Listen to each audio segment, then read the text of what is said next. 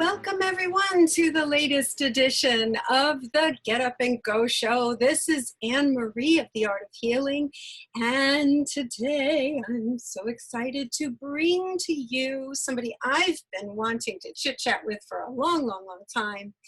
The beautiful, the amazing Candace Craw-Goldman.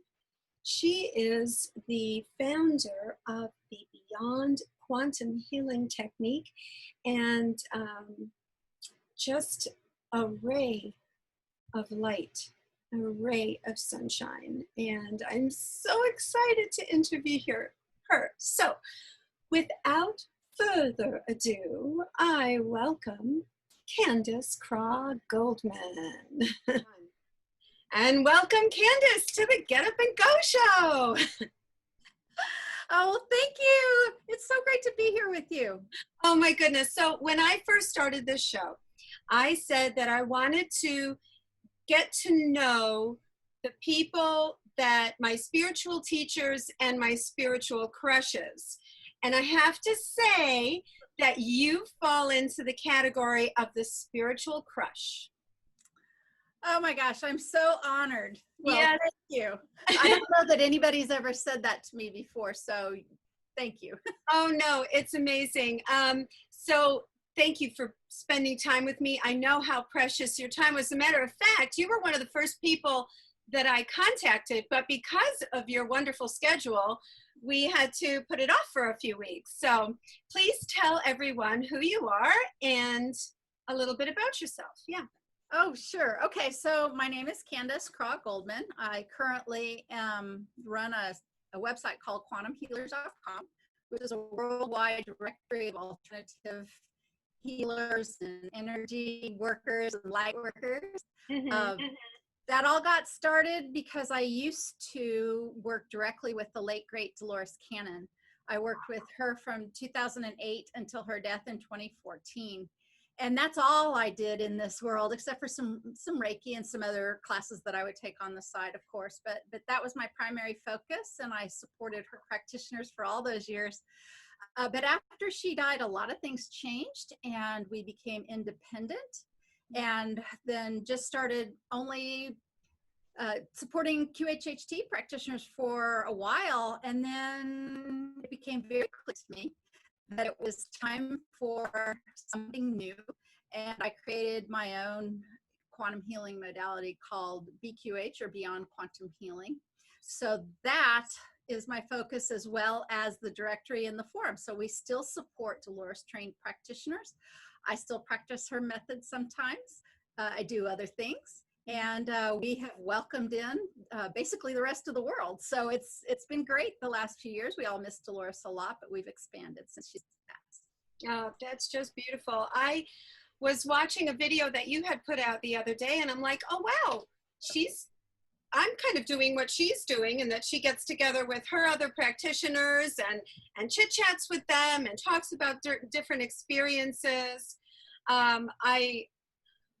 I find it, and I have actually reached out to some of the people you have interviewed, and I've become friends with them. So your work goes far beyond just what you do.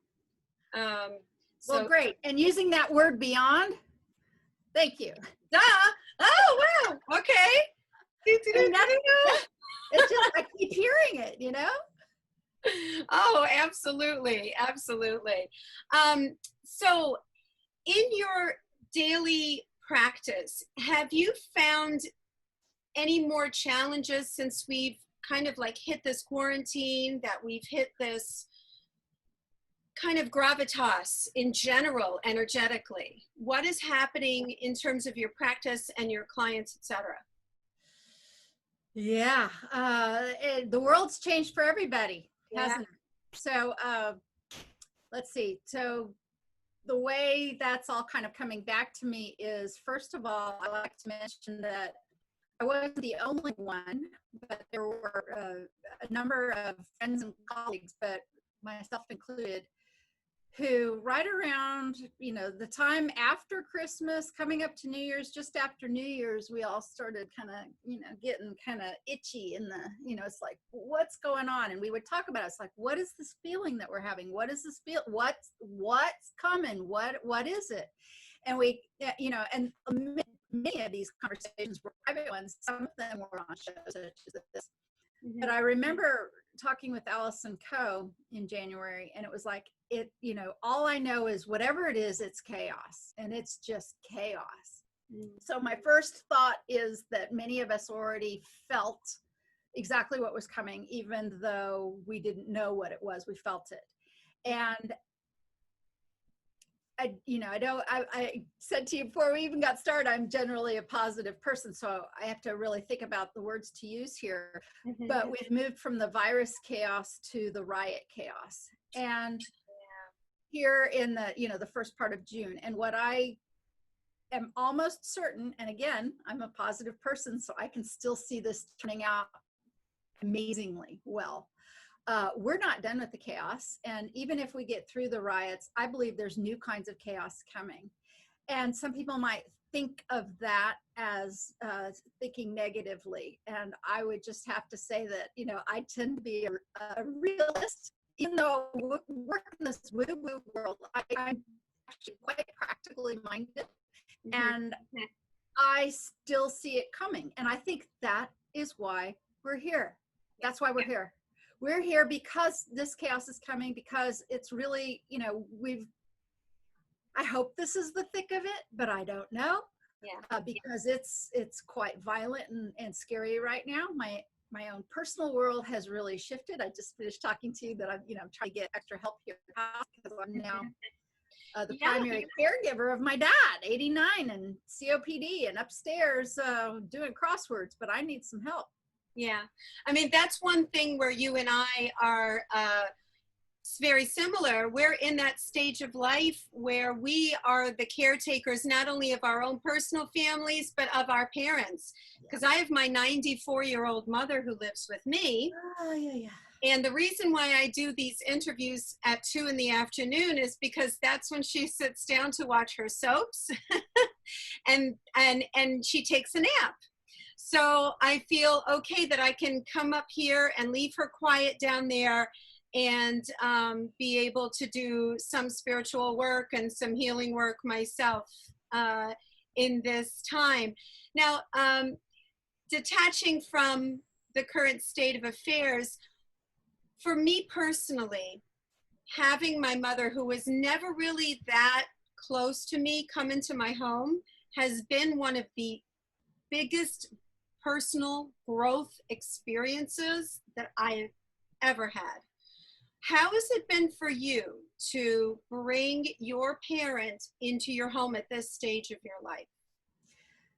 Well, we've done this in stages, meaning my husband and I. So this is a really interesting kind of story. I was this close to buying property in Arkansas to live near Dolores Cannon in 2010 timeframe. I mean, we picked out a place. We were going to build a little house. It wasn't right on top of or in Huntsville or Fayetteville where Dolores was working at the time, but it was nearby, and it was exactly halfway between here or where my parents lived in Kansas and my husband's parents who were in the St. Louis area. We thought, well, that's perfect.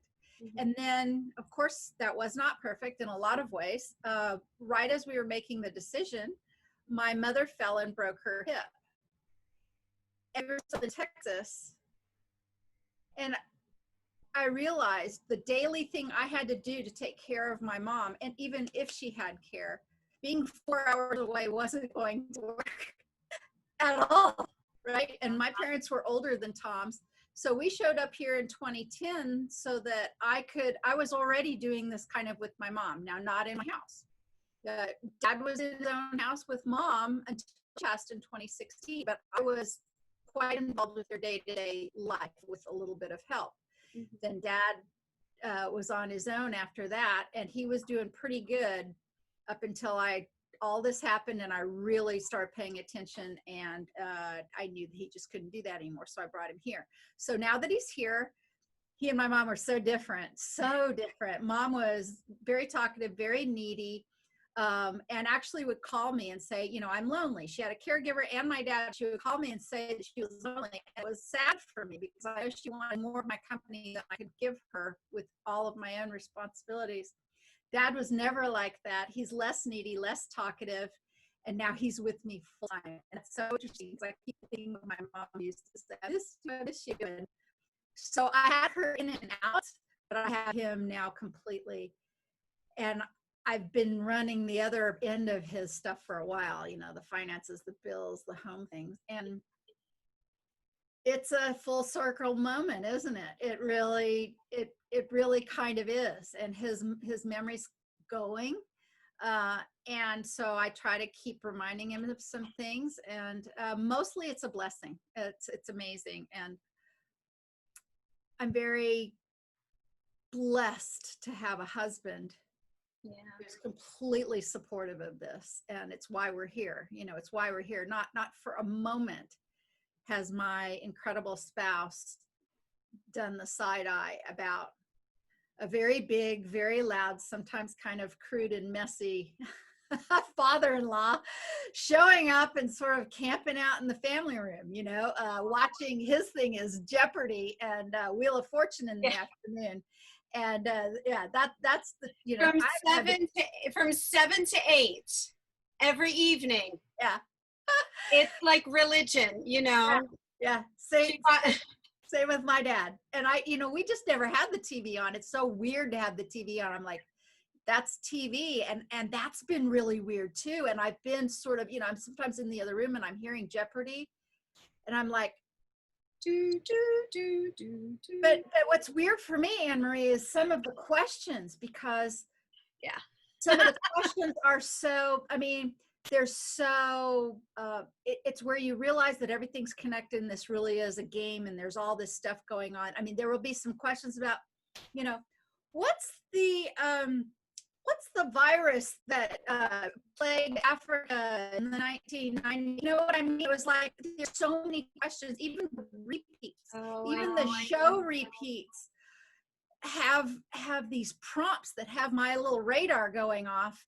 And I'm like, the only reason I am aware of some of that stuff is because of the work that we do, right? I know. And watching my dad, and I'm thinking of all those other people who are watching this and they're just consuming it unaware of those other issues, right?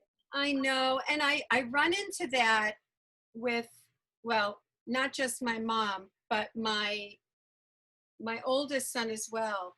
And I live in New York. So we've been under quarantine from the get-go. Quarantine, not necessarily, but you know what I mean. I can't go to work. I can't go shopping without, you know, being the bandit, you know. And we kind of get into these conversations. Well, how is it you don't think this is important? Why don't you think this is important? Can't you see people are dying? Can't you see that?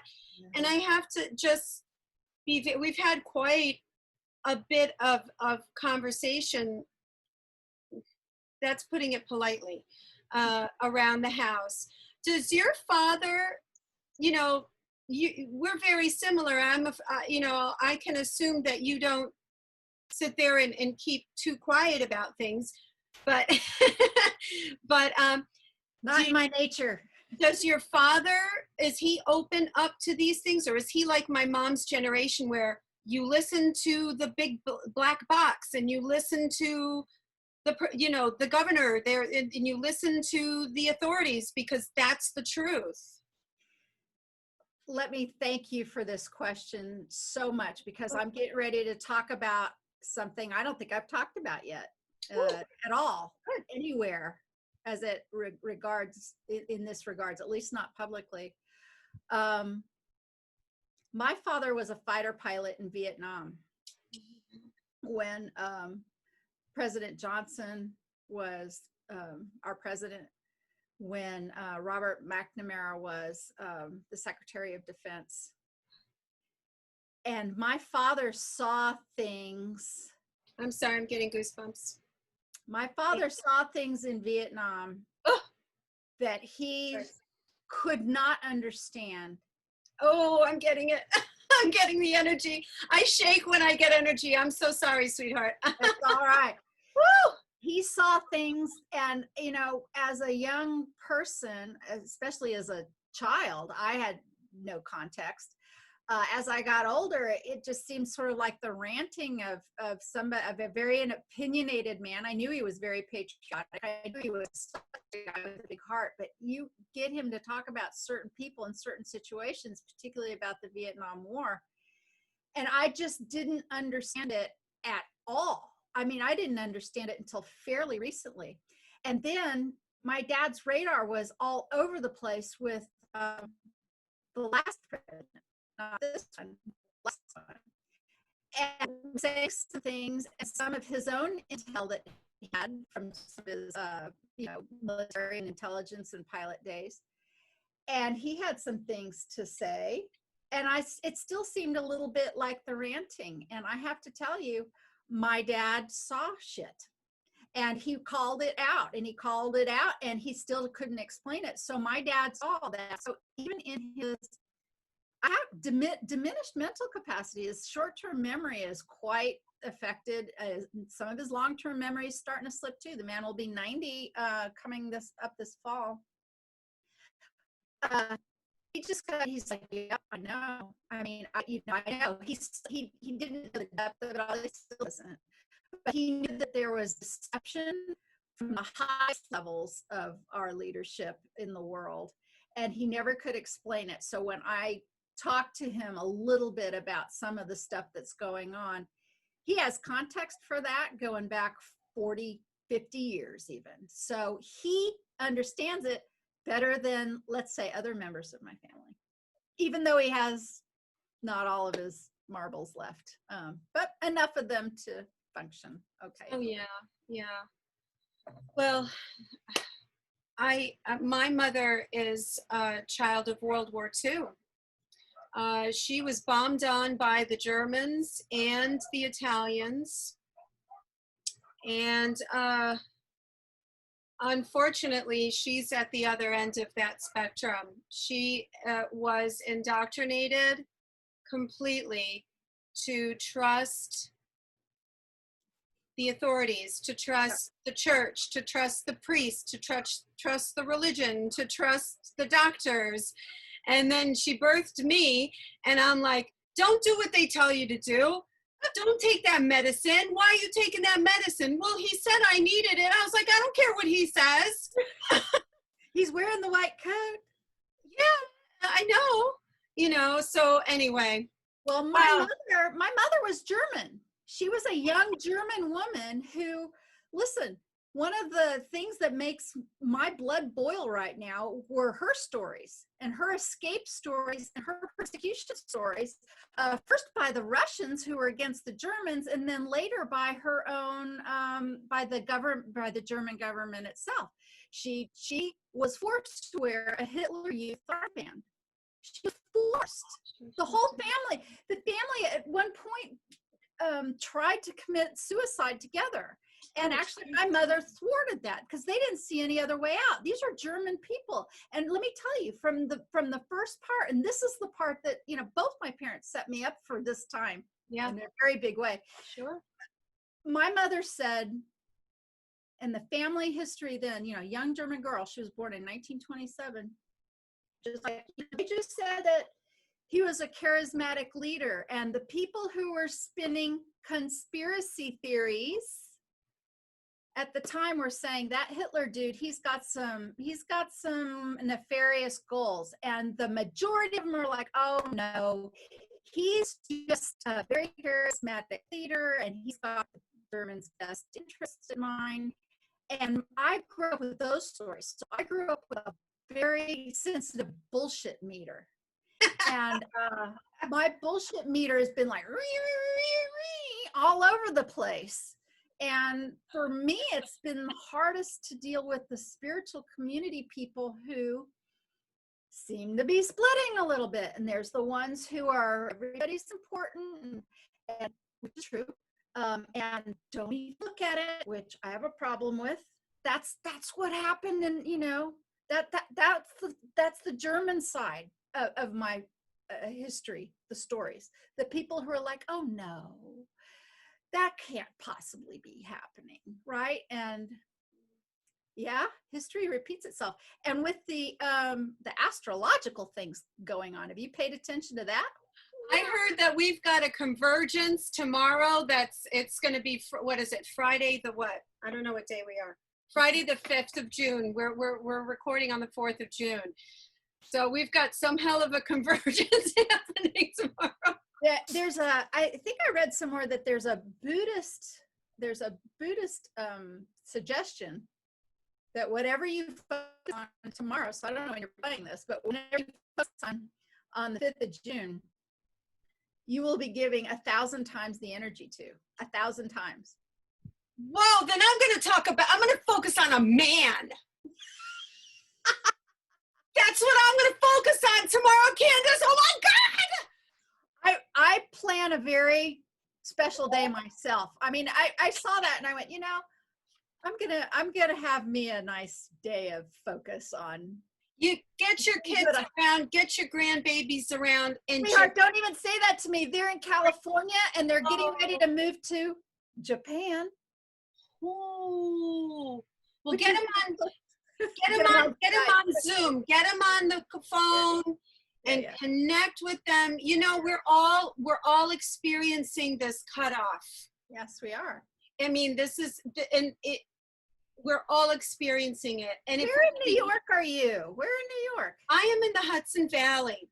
I'm in Middletown, which is it's about an hour and a half by car northwest of New York City.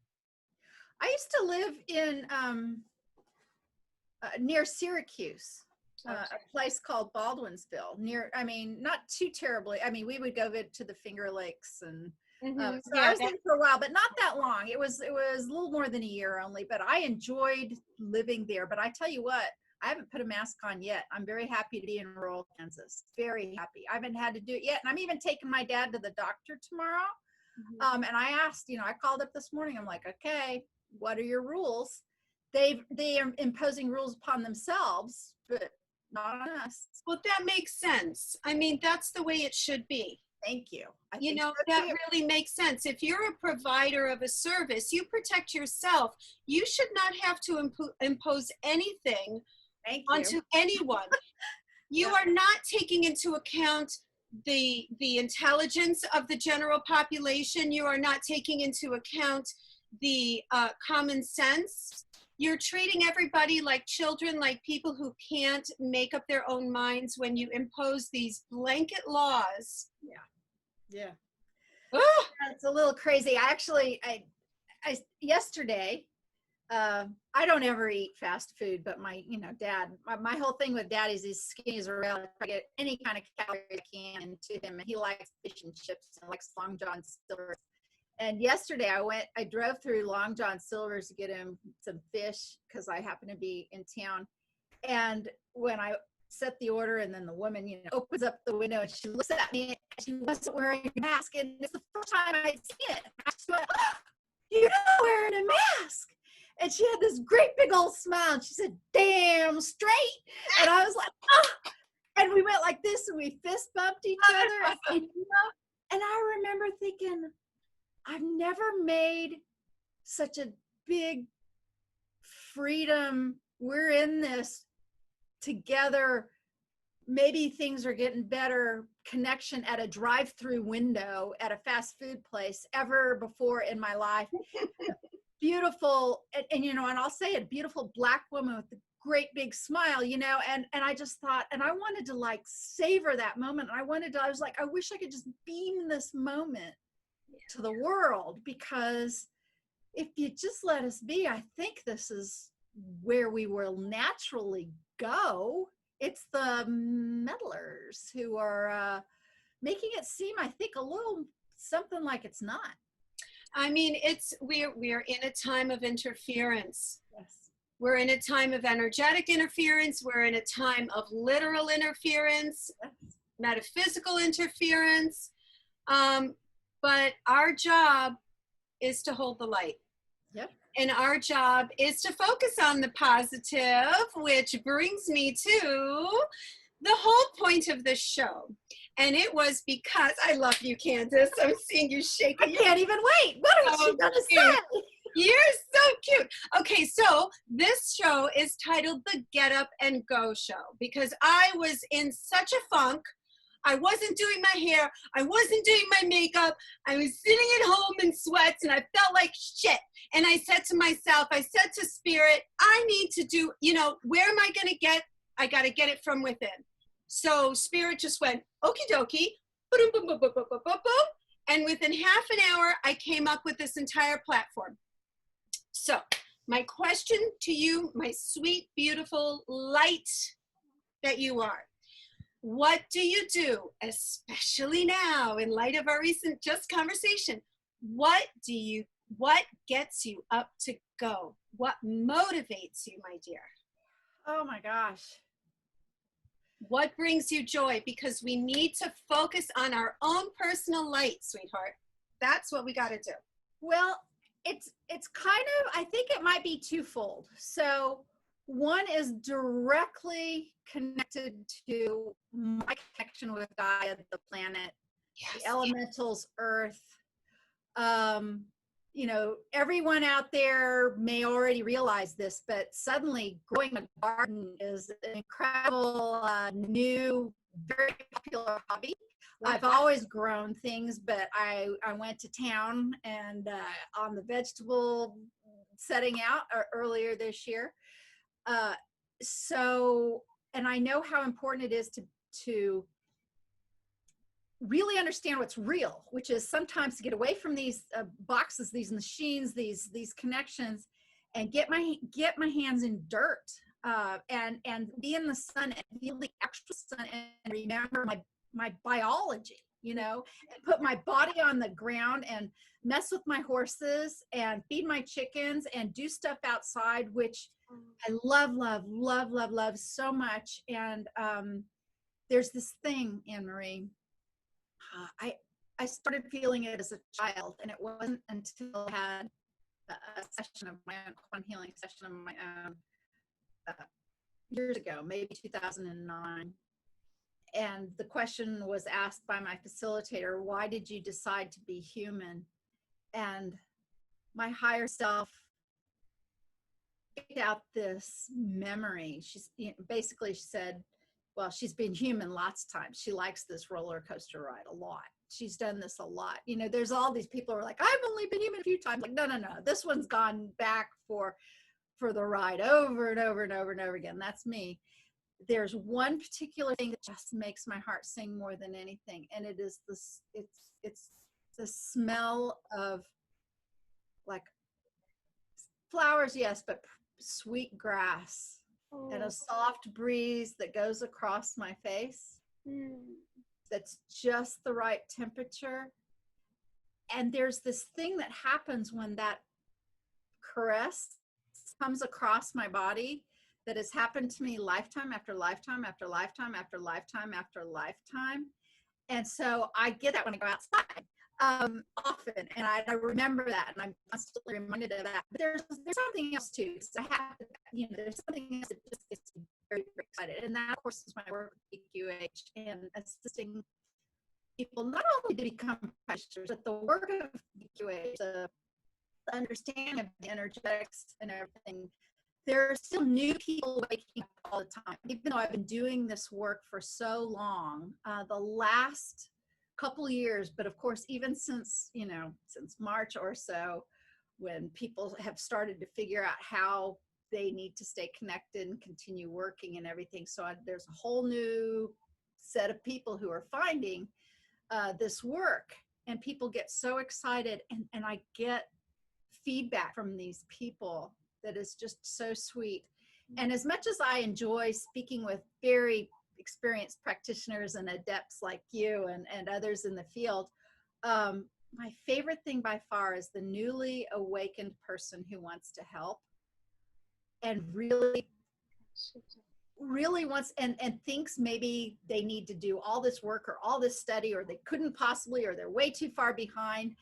And I love that so much. That gives me such joy to go, oh my God, no, you don't even know how important it is that you have just flat opened your eyes. That's the most important thing of all. And you do not have to hang a shingle and change everything in your life. You can. You don't have to. Let's talk. Let me help you. The beginner, the first steps person, my favorite, gives me such joy over and over again, because I've never forgotten that in my own self at all. You know, some people get very much into the nitty gritty and all the details, and like I consider like graduate level esoteric stuff. Yeah. I'm still not there. I'm still not there. It's not my real big focus. My real big focus is the people who are just coming up on board. How nice. That's so lovely. So lovely to hear. One of the things I ask all my guests to do is to bring a mug to share, because these silly little everyday things can mean so much in many different ways. Ooh, so pretty. Mine is this, for me, was the first like handmade mug I ever bought. And it was from a B&B in Florida, the Magnolia Plantation. And it's like it's the first handmade mug I ever got. And it came through my head this morning, and I thought, let me go. I went up and reached into the back of the car. I took a chair and got on a chair and got into the back of the cupboard to bring this puppy out. But this has lots, like almost 30 years, over 30 years of memories for me in this particular mug right here. So what'd you bring for us today? Oh my gosh. Well, you said mug, and I thought, well, you know, this is a cup and saucer. It's close enough, I hope, because this one really is my favorite. It's actually a white porcelain. Yeah. It was made for me as a gift. Oh, gorgeous. But I've got some mint and tarragon tea in there right now. Ooh. It was made for me by a friend when I was in graduate school, when I was getting my master's degree in painting, and she was getting her master's degree in ceramics. And she was so enamored by flowers, the imagery of flowers. And she also was there, and I received this mug, and I had my own hands in raw porcelain right at the time when my brother was suddenly taken from our family back in 1989. And we actually created an installation art piece here at the Wichita State University. I was here at the time in 1989. And some of that porcelain then was, we used raw porcelain, and we put trees in there. And it's so much of even that nature connection back then, I set up to honor my brother. And then she took, when the installation was removed, she took some of that raw porcelain, which is basically like wet clay. We put the big blobs of that and stuck like these tree limbs and branches in there. It was part of the, and from that porcelain, came this mug. And so I've had it since 1989. And yeah, my friend Jenny made this. I haven't spoken to her in a long time, but hopefully maybe someday I will soon. That is a beautiful, beautiful story. Talk about reinforcing the whole concept of these utilitarian things that we use, but that they bring connection to us and memory and meaning, you know. Wow, how that beautiful. was the death of my brother that kind of was, you know, the shock point that started me. I was always interested in some paranormal or esoteric things. I was always pretty psychic, and I always had crazy dreams and things like that. But it was, he actually was awake, my brother, in 1989. He was the first person who ever said, and this is a decade, 15 years before I ever heard anyone else say it, it was one of the last conversations we ever had. He would say, Candy, have you ever noticed that whenever you look at the clock, it says 11:11? And Oh. I was like, no, because he was awake and I really wasn't, right? I never noticed it. But as soon as he said it, I did. And then for many, many, many years, I just connected it to him. And I used to say, oh, there's my brother saying hi again. There's my brother saying hi again, until I really realized it was much bigger than that. And then number prompts and everything started coming through. Do you get a lot of number prompts? And if you do, which ones are new for you right now? Because I've got one that keeps coming around right now. Well, tell us your number prompt. Well, lots of them. And the 11:11 always shows up. I mean, always, always, always in crazy ways. But the one that has been showing up, started last year at the Lion last year, and it's just picked up momentum in the most incredible way, is the 144. Either the 444 or the 144. I was just going to say 444. Candace, I was just going to say 444. Yep. And my brother was born at 4:44 a.m. And I know that, but it's the 144. But then too, just the 4/4s and the 1/1. So, all of those in combinations. But my real sense about that is, and I had a powerful experience with another, again, brand new practitioner who did nothing more than, nothing more than, she sent me a letter. She sent me a letter that just brought me to tears, and in just a beautiful kind of way.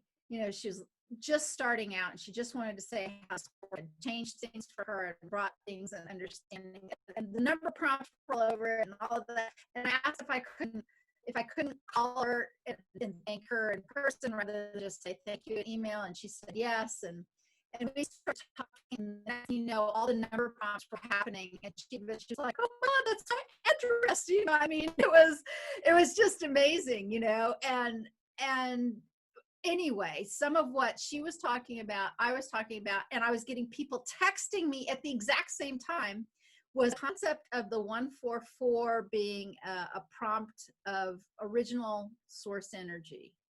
So the original, it's sort of, so 444 often is considered angelic. 111 is kind of universal and awakening and that kind of stuff. But the 144, there's this idea of the original soul monad and the numbers, and it all splits off from there, 144,000 of the souls. But 144 is part of that. And she was like, no, she was like, tell me about that. Sit outside. I was only gonna have try to have a small conversation with her before something else happened. But I stepped outside, got away from Jeopardy or whatever it was on TV, and I'm out on the porch, and there had been some storm clouds coming in, and she was telling me about a BQH session that she had that took her to the training, which then led her to write the letter. And she told me about, in her session, she was talking with Source, and the connection that she had, telling me about how, when she was connected to it and the sun and all that stuff. I look up, storm clouds are across the sky, and a hole opens up like this. And the sun comes through, and this beam of light is coming through, and it's pointing to this place on my farm where there was this portal that I marked because a pillar of light came down from the sky, and the beam of light is pointing at the portal, and she tells me, and in my session. Oh my goodness. Say and that one more time, because you kind of cut out. What happened? So she was telling me about the BQH session she had that was so pivotal to her. And while she's telling me about all of this and how much it changed her and shifted her, I step outside. There was a storm and storm clouds. There was gray skies and some rain spatters over here. But pretty soon it was kind of clearing up. But the sky was, I have the pictures. My God, I could even send you the picture. That's with the beam of light pointing to the place. So back in 2011, I had this outrageous experience of this giant light pillar coming down from the cosmos. And it just, and I still, I'm still unpacking that. But she was talking about this session and how she moved into this pillar of light and how it changed everything for her. So while she's telling me that, and I'm telling her thing, I was a small little hole, the sunbeam comes out, and the sun comes out, points a beam, which you can see the beam, points it right to the place on my farm where I marked the spot, right as she's telling me about the light pillar in her BQH session. How do you make stuff like this up? You cannot. And at the same time, Pamela Erlin is texting me, and I'm seeing what she's talking about, which of course is the same thing. It all fits in. It all circles back to each other. It's just reaffirmation. It never gets old. But it's particularly gratifying to talk to newly awakened people, because they keep wanting to look at you and going, no, I'm serious. This really happened. This is really real. And I'm like, I know. And they're like, but no, really. And I'm like, I know.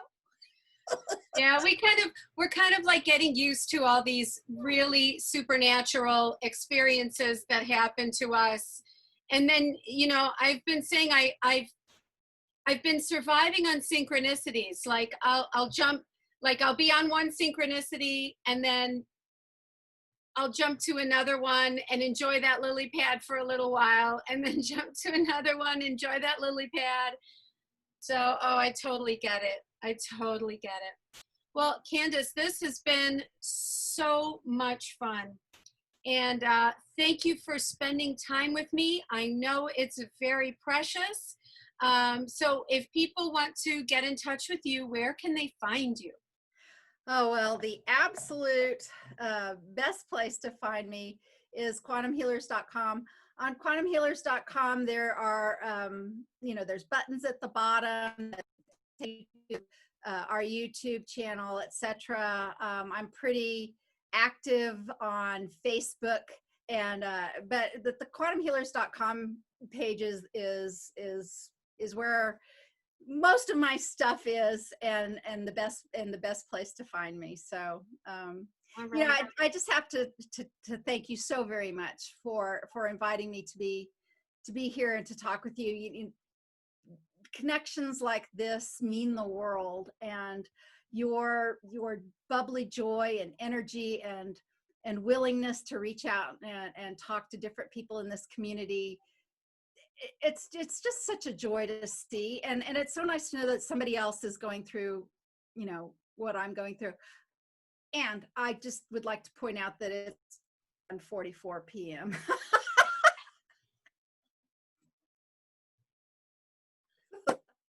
You can't make this shit up, man. You just can't. No, you can't. For me, it's 2:44, but you're at 1:44, so. Wow, that's awesome. All right, everyone. Thank you for spending this divine time with us. And I'm very grateful that you have stayed this time, and I encourage you to find what makes you get up and go. Bye-bye and thank you.